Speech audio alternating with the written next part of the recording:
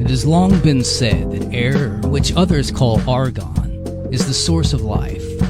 This is not in fact the case, and I engrave these words to describe how I came to understand the true source of life, and as a corollary, the means by which life will one day end.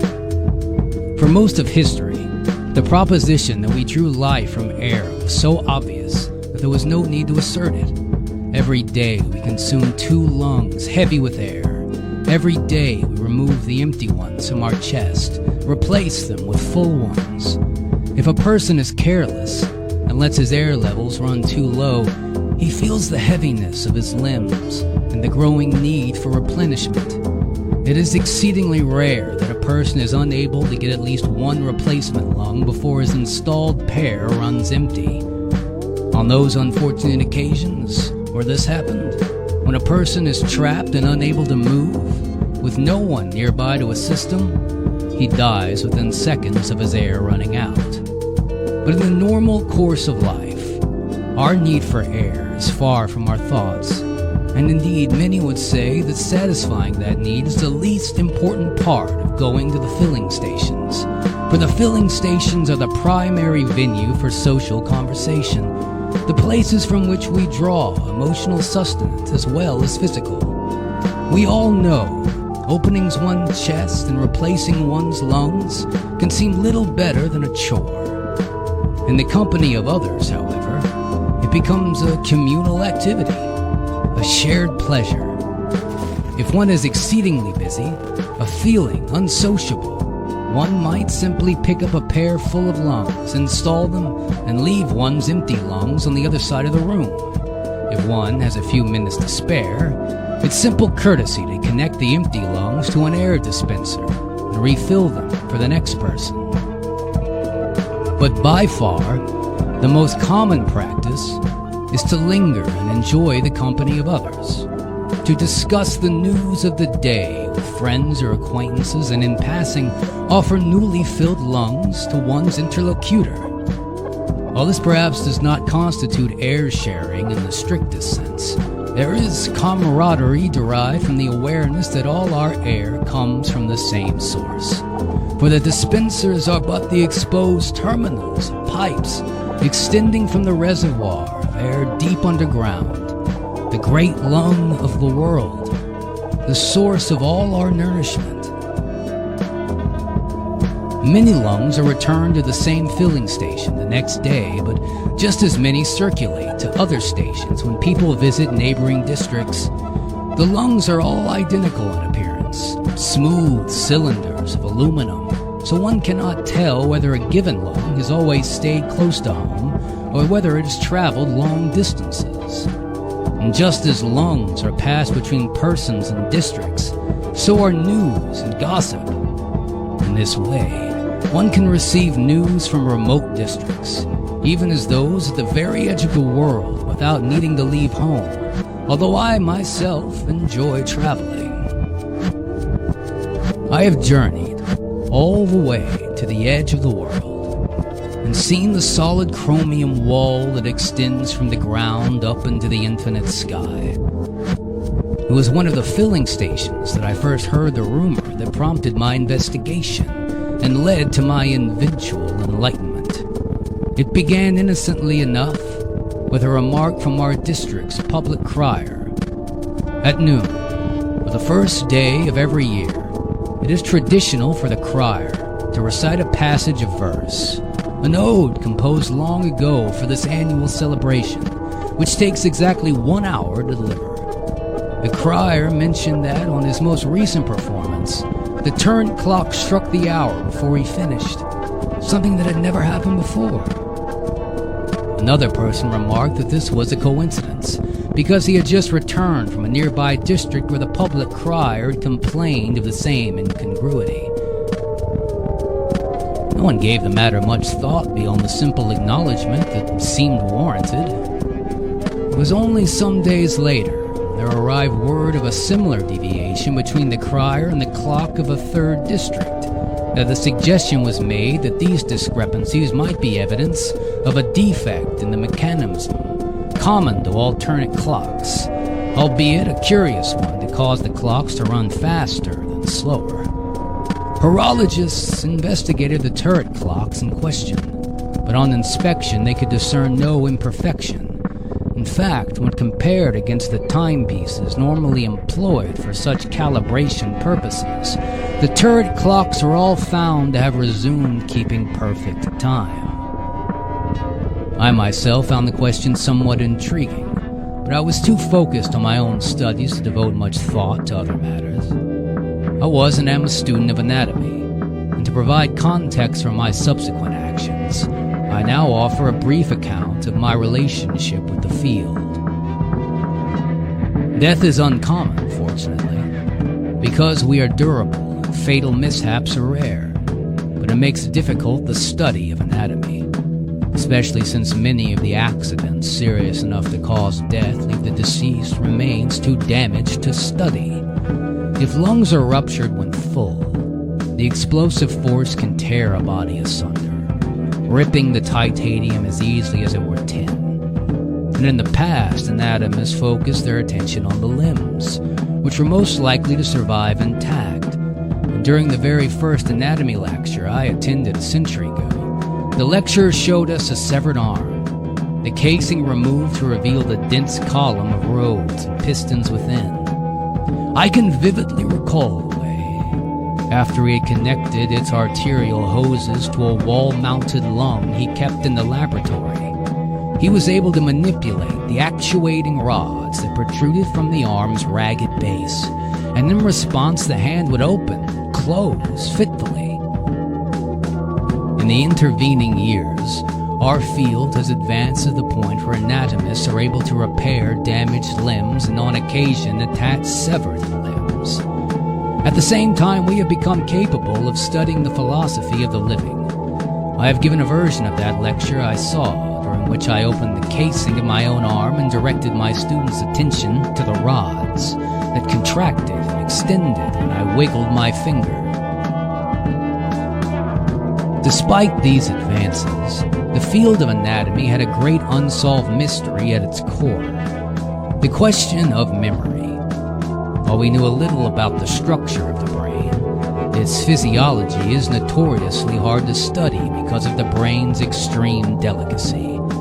It is typical the case in fatal accidents that when the skull is breached, the brain erupts in a cloud of gold, leaving little besides shredded filament and leaf from which nothing useful can be discerned. For decades, the prevailing theory of memory was that it was all a person's experiences, engraved on a sheet of gold foil. It was these sheets, torn apart by the force of the blast, that were the source of the tiny flakes found around the accidents. Anatomists would collect the bits of gold leaf, so thin that light passes greenly through it. They spend years trying to reconstruct the original sheets, with the hopes of eventually deciphering the symbols in which the deceased's recent experiences were inscribed. I do not subscribe to this theory, known as the inscription hypothesis, for the simple reason that all our experiences are in fact recorded. Why is it that our memories are incomplete? Advocates of the inscription hypothesis offered an explanation for forgetfulness, suggesting that over time the foil sheets become misaligned from the stylus which reads the memories, until the oldest sheets shift out of contact altogether. But I never found it convincing. The appeal of the theory was easy for me to appreciate, though. I had devoted many an hour to examining flakes of gold through a microscope, and can imagine how gratifying it would be to turn the fine adjustment knob and see the legible symbols come into focus. More than that, how wonderful would it be to decipher the very oldest of a deceased person's memories, ones that he himself had forgotten. None of us can remember much more than 100 years in the past within records, accounts that we ourselves inscribed but have scarce memory of doing so. Extend only a few hundred years before that.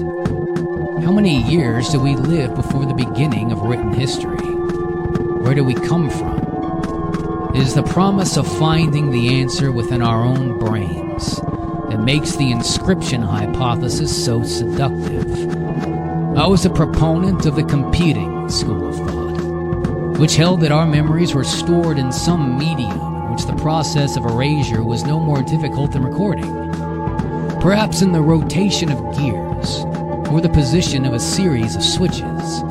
This theory implied that everything we had forgotten was indeed lost, and our brain contained no histories older than those found in our libraries. One advantage of this theory was that it better explained why, when living lungs are installed in those who have died from an air attack, the revived have no memories and are all but mindless. Somehow, the shock of death had reset all the gears or switches. The inscriptionists claimed the shock had merely misaligned the foil sheets, but no one was willing to kill a living person, even an imbecile, in order to resolve the debate. I had envisioned an experiment which might allow me to determine the truth conclusively. It was a risky one, and deserved careful consideration before it was undertaken. I remained undecided for the longest time, till I heard more news about the clock anomaly. Word arrived from a more distant district, and its public crier had likewise observed the turret clock, striking the hour before he had finished his New Year's recital. What made this notable was that his district's clock employed a different mechanism, one in which the hours were marked by the flow of mercury into a bowl. Here the discrepancy could not be explained by a common mechanical fault. Most people suspected fraud, a practical joke perpetrated by a mischief maker. I had a different suspicion, a darker one that I dared not voice, but it decided my course of action. I would proceed with my experiment. The first tool I constructed was the simplest in my laboratory. I fixed 4 prisms on mounting brackets and carefully aligned them so that their apexes formed the corners of a rectangle. When arranged thus, a beam of light directed to one of the lower prisms was reflected up, then backward, then down, and then forward again in a quadrilateral loop. Accordingly, when I sat with my eyes at the level of the first prism, I obtained a clear view of the back of my own head. The cylindrical periscope formed the basis of all that was to come. A simply rectangular arrangement of actual rods allowed a displacement of action to accompany the displacement of vision afforded by the prisms. The bank of actuating rods was much larger than the periscope, but still relatively straightforward in design. By contrast, what was attached to the end of these respective mechanisms was far more intricate. The periscope, I added a binocular microscope mounted on an armature capable of swiveling side to side or up and down. To the actuating rods, I added an array of precision manipulators, although that description hardly does justice to those pinnacles of the mechanical art. Combining the ingenuity of anatomists and the inspiration provided by the bodily structures they studied, the manipulators enabled their operator to accomplish any task he might normally perform with his own hands, but on a much smaller scale. Assembling all of this equipment took months, but I could afford to be less than meticulous.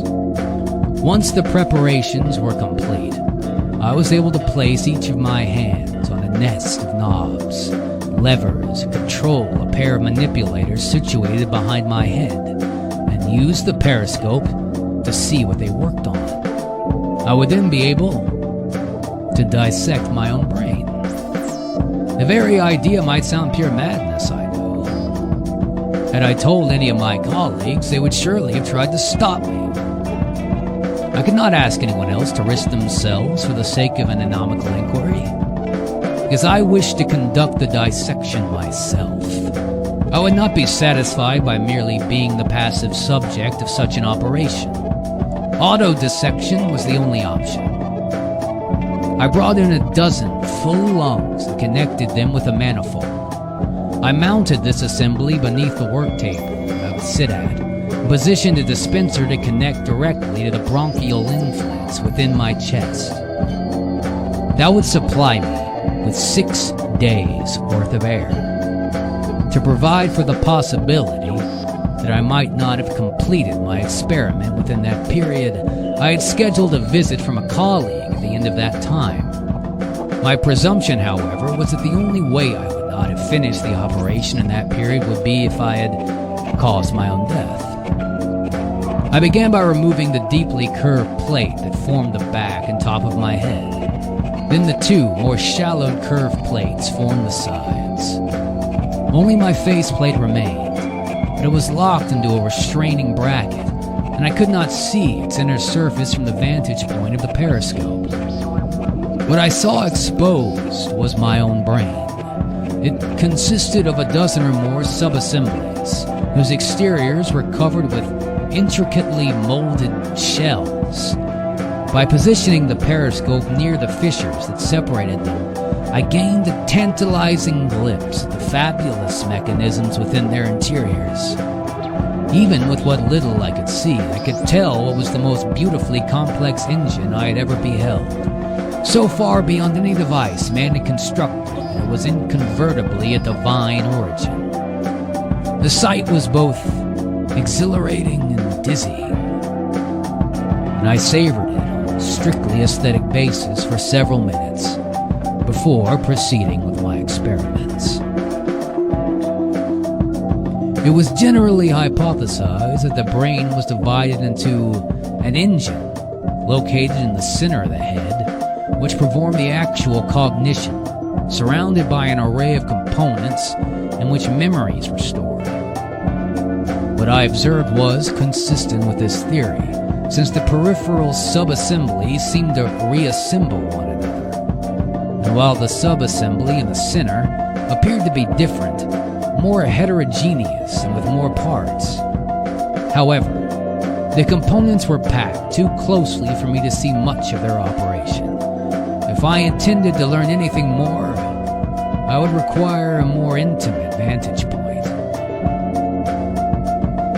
Each sub-assembly had a local reservoir of air, fed by a hose extending from the regulator at the base of my brain. I focused my periscope on the rearmost sub-assembly, and using the remote manipulators, I quickly disconnected the outlet hose and installed a long one in its place.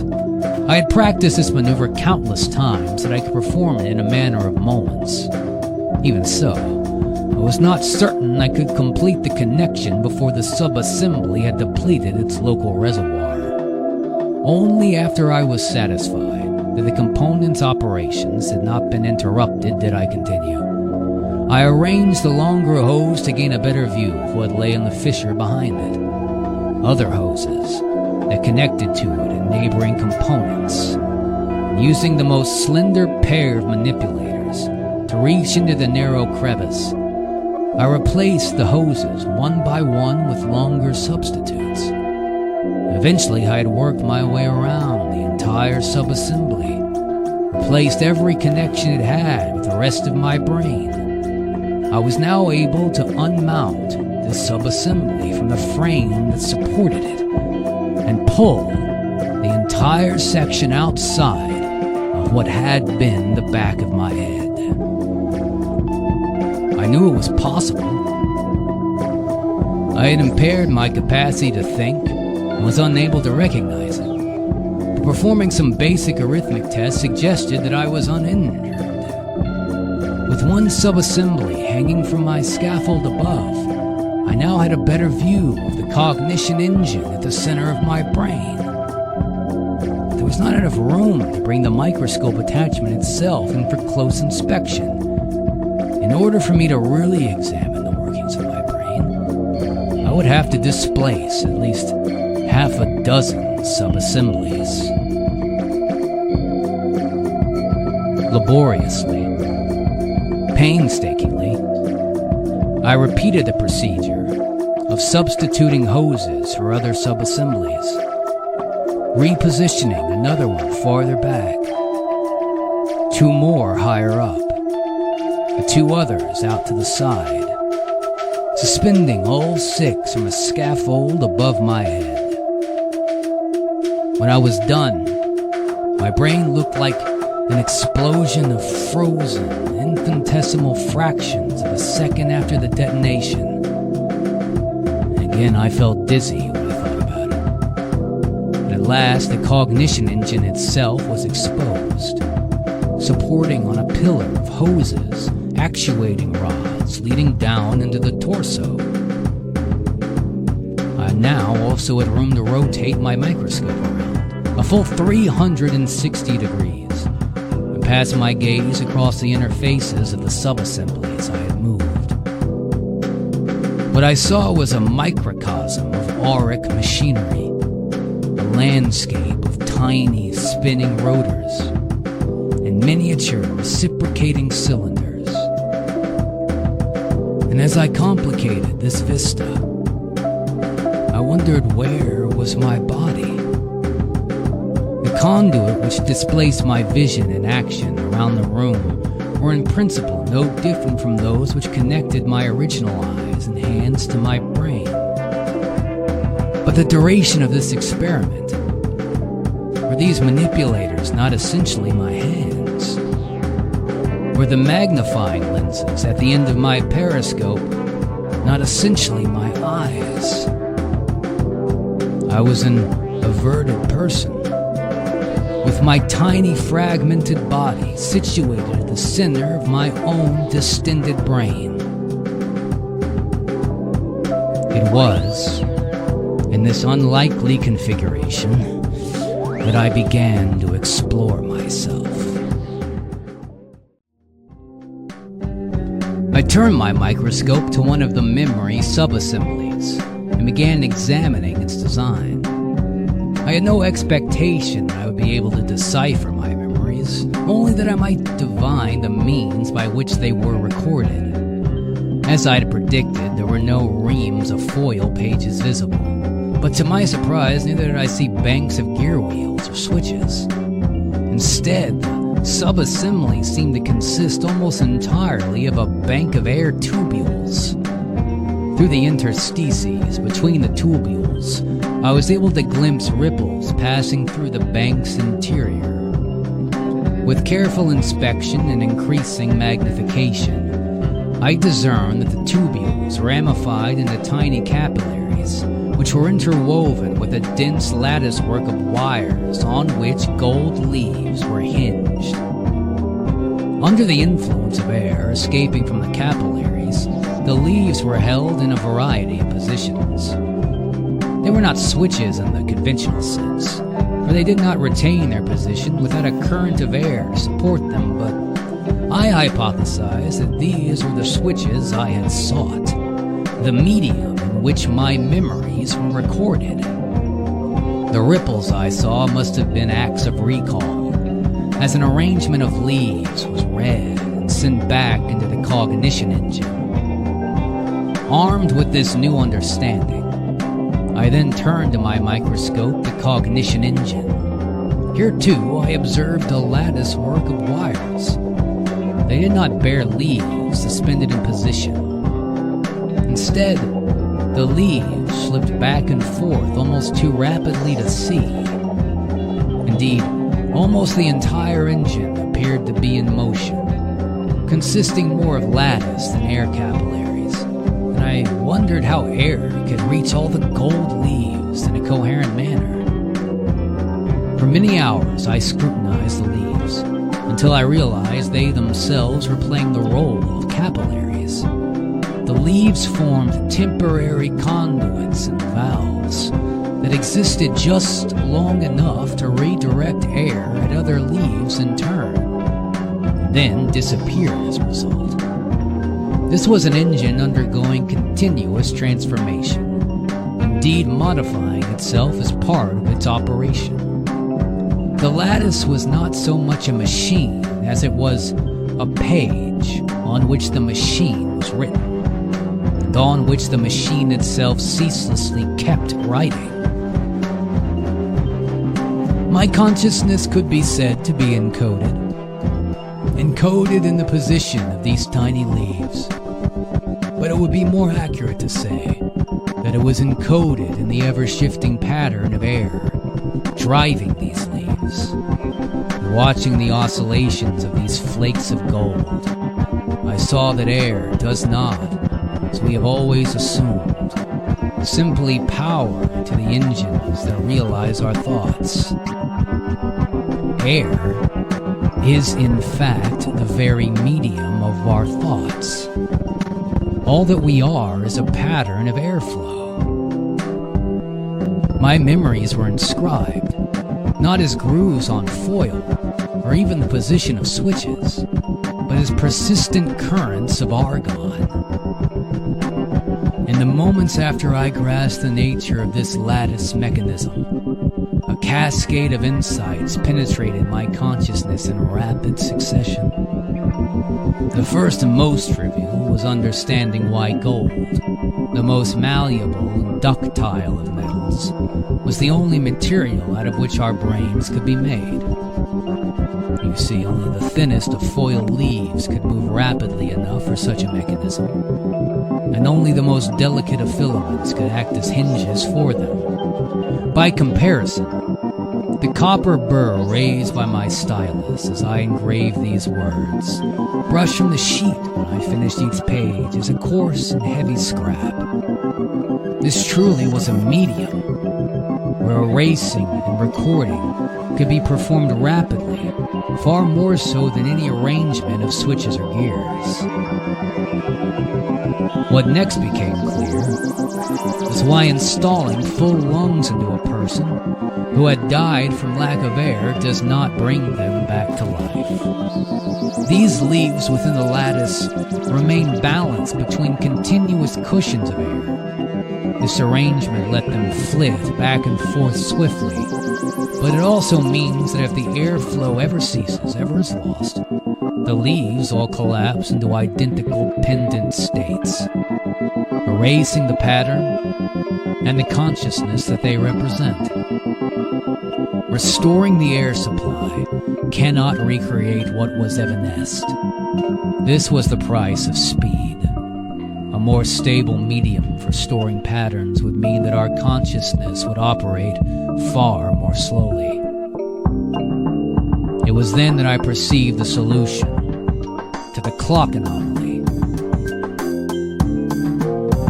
I saw that the speed of these leaves' movements depended on their being supported by the air. With sufficient airflow, the leaves could move nearly frictionlessly.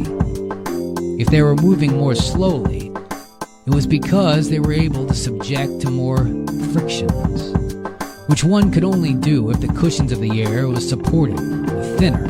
The air flowing through the lattice was moving with less force. It is not that turret clocks are running faster. What's happening is that our brains are running slower. The turret clocks are driven by pendulums, whose tempo never varies, or by the flow of mercury through a pipe, which does not change. Our brains rely on the passage of air, and when that air flows more slowly, our thoughts slow down, making the clock seem to us to run faster.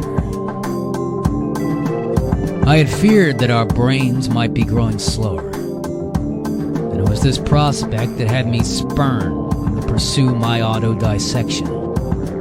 But I had assumed that our cognition engines, while powered by air, were ultimately mechanical in nature, and some aspect of the mechanism was gradually becoming deformed through fatigue and thus responsible for their slowing.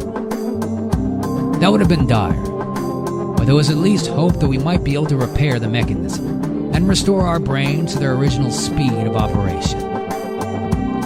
But if our thoughts were purely patterns of air, rather than the movement of toothed gears, the problem was much more serious. For what could cause the air flowing through every person's brain to move less rapidly? It could not be decreased in the pressure from our filling station's dispensers. The air pressure in our lungs is so high that it must be stepped down by a series of regulators before reaching our brains. The diminutions force must arise from the opposite direction. The pressure of our surrounding atmosphere was increasing. How could this be? As soon as the question formed, the only possible answer became apparent. Our sky must not be of infinite height. Somewhere above the limits of our vision, the chromium walls surrounding our world must curve inward to form a dome. Our universe is a sealed chamber rather than an open well, and air is gradually accumulating within that chamber until it equals the pressure in the reservoir below. This is why, at the beginning of this story, I said that air is not the source of life. Air can neither be created nor destroyed. The total amount of air in the universe remains constant. And if air were all that we needed to live, we would never die. But in truth, the source of life is a difference of air pressure. The flow of air from spaces where it's thick to those where it's thin. The activity of our brains. The motions of our bodies. The action of every machine we have ever built is driven by the movement of air.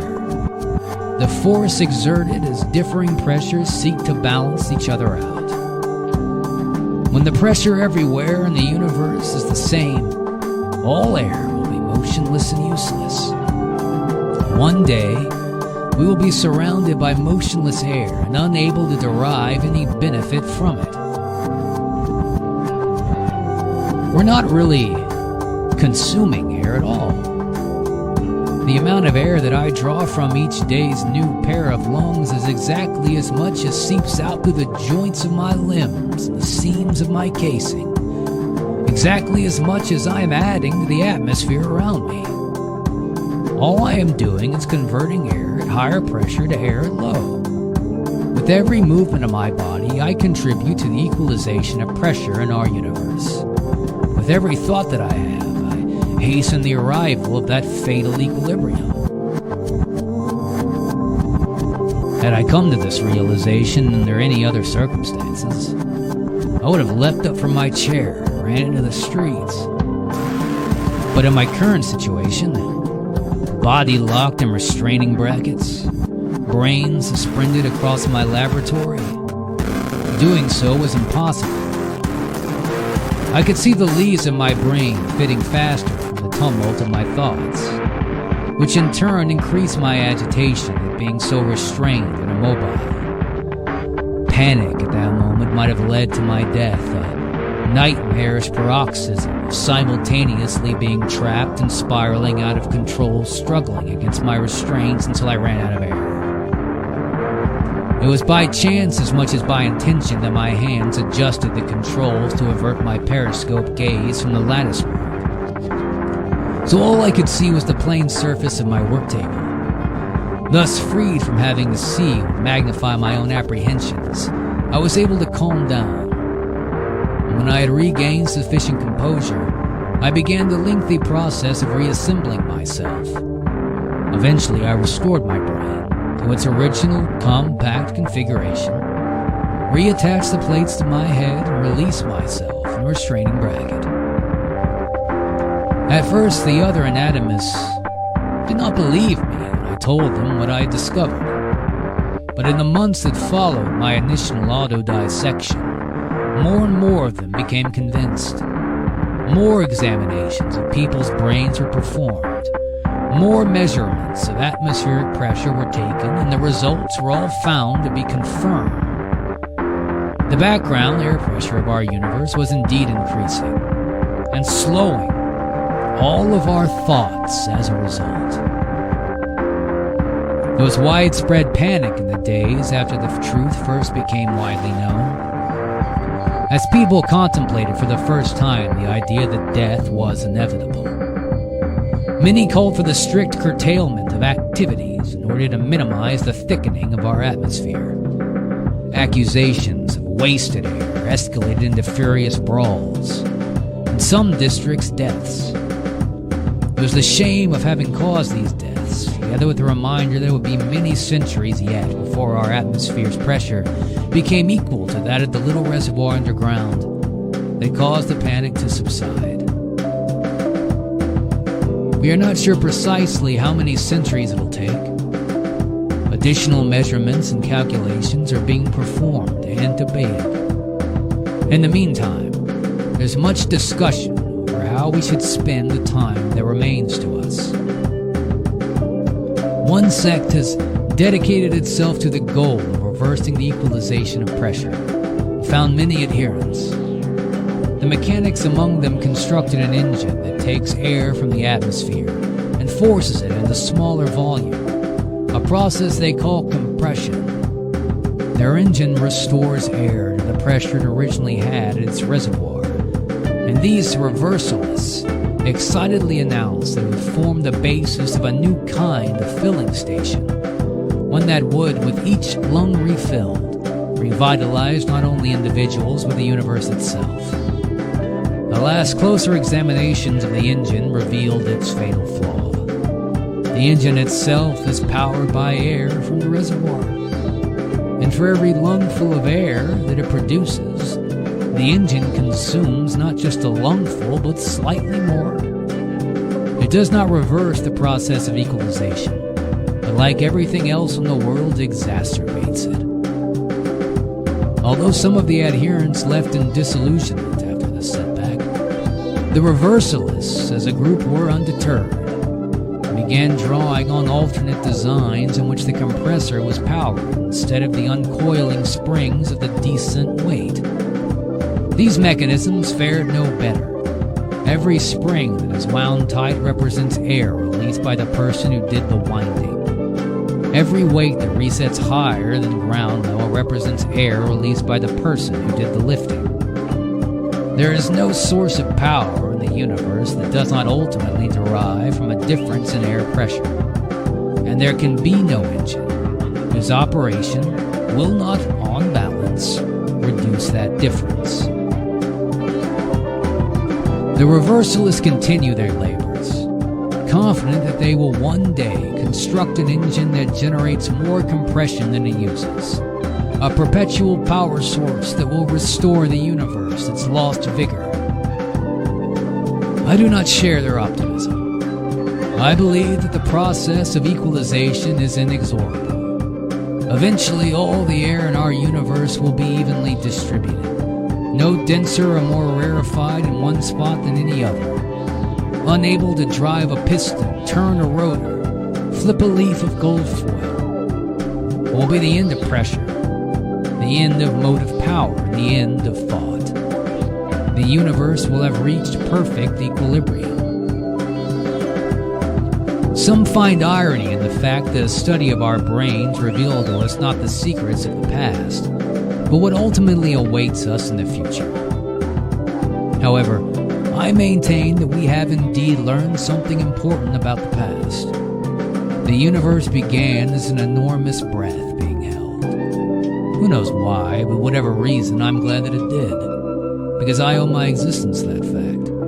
All my desires and ruminations, no more, no less than an eddy of currents generated by the gradual exhalation of our universe. And until the great exhalation is finished, my thoughts live on, so that our thoughts may continue as long as possible. Anatomists and mechanicisms are designing replacements for our cerebral regulators, capable of gradually increasing the air pressure within our brains and keeping it just higher than the surrounding atmospheric pressure. Once these are installed, our thoughts will continue at roughly the same speed as the air thickness around us. But this does not mean that life will continue unchanged. Eventually, the air pressure and the differential between it will fail at such a level that our limbs will weaken and our movements will grow sluggish. We may then try to slow our thoughts so that our physical torpor is less conspicuous to us, but that will only cause external processes to appear to accelerate. and the ticking of clocks will rise to a chatter at their pendulums, wave frantically. Falling objects will slam to the ground as if propelled by springs, and the undulation will race down cables like the crack of a whip. At some point our limbs will cease moving altogether. I cannot be certain of the precise sequence of events near the end, but I imagine a scenario in which our thoughts will continue to operate, so that we remain conscious but frozen, immobile as statues. Perhaps we'll be able to speak for a while longer, because our voice boxes operate on the smaller pressure differential in our limbs. But without the ability to visit a filling station, every utterance will reduce the amount of air left for thoughts, and bring us closer to the amount that our thoughts cease altogether. Will it be preferable to remain mute, to prolong our ability to think, or talk until the very end? I don't know. Perhaps a few of us in the days before we cease moving will be able to connect our cerebral regulators directly to the dispensers in the filling stations, in effect replacing our lungs with the mighty lung of the world. If so, those few will be able to remain conscious right up to the final moment before all pressure is equalized. The last bit of air pressure left in our universe will be expended driving a person's conscious thought. And then our universe will be in a state of absolute equilibrium. All life and thoughts will cease, and with them time itself. But I maintain a slender hope. Even though our universe is enclosed, perhaps it's not the only air chamber in the infinite expanse of solid chromium. I speculate there could be another pocket of air elsewhere, another universe besides our own that's even larger in volume. It is possible that this hypothetical universe has the same high air pressure as ours, but suppose that it had a much lower air pressure than ours, perhaps even a true vacuum. The chromium that separates us, suppose the universe is too thick, too hard to drill through. There's no way we can reach it ourselves. No way to bleed off the excess atmosphere from our universe and regain motive powers that way. But I fantasize that this neighboring universe has its own inhabitants, ones with capabilities beyond our own. What if they were able to create a conduit between two universes, install a valve to release air from ours? They might use our universe as a reservoir, running dispensers within which we could fill their own lungs, and use our air as a way to drive their own civilization. It cheers me to imagine that air that once powered me could power others. To believe that the breath that enables me to engrave these words could one day flow through someone else's body. I do not delude myself into thinking that this would be a way for me to live again, because I am not that air. I am the pattern that it assumed. The pattern that is me, the pattern that the entire world is, would be gone. But I do have an even fainter hope, that those inhabitants not only use our universe as a reservoir, but that once they've emptied all of its air, they might one day be able to open a passage and actually enter our universe as explorers. They might wander our streets, see our frozen bodies, look through our possessions, and wonder about the lives we led. You fellow explorers will have found and read other books that we left behind. And through the collaborative actions of your imagination, my entire civilization lives again. As you walk through our silent districts, imagining them as they were, with the turd clocks striking the hours, the filling stations crowded with gossiping neighbors, criers reciting verse in the public squares, and anatomists giving lectures in the classroom. Visualize all of these next time you look at the frozen world around you, and it will become, in your minds, animated and vital again. I wish you well, explorer, but I wonder, does the same fate that befell me await you? I can only imagine that it must. that the tendency toward equilibrium is not a trait peculiar to our universe, but inherent in all universes. Perhaps it's just the limitations of my thinking. My speculations are fanciful enough. I will assume that one day your thoughts too will cease, although I cannot fathom how far in the future that might be. Your lives will end just as ours did, just as everyone's must. No matter how long it takes, eventually equilibrium will be reached. I hope your expedition was more than a search for other universes to use as a reservoir. I hope that you were motivated by desire for knowledge, a yearning to see what can arise from a universe's exhalation. Because even if a universe's lifespan is calculable, the variety of life that is generated within it is not. The buildings we have erected, the art and music and verse we have composed, the very lives we have led, none of that could have been predicted. None of them were inevitable.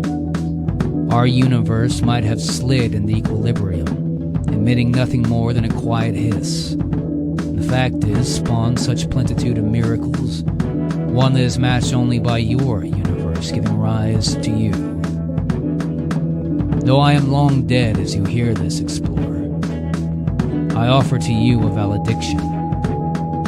Contemplate the marvel that is existence, and rejoice that you're able to do so. I have the right to tell you this, because as I say these words, I'm trying to do the same.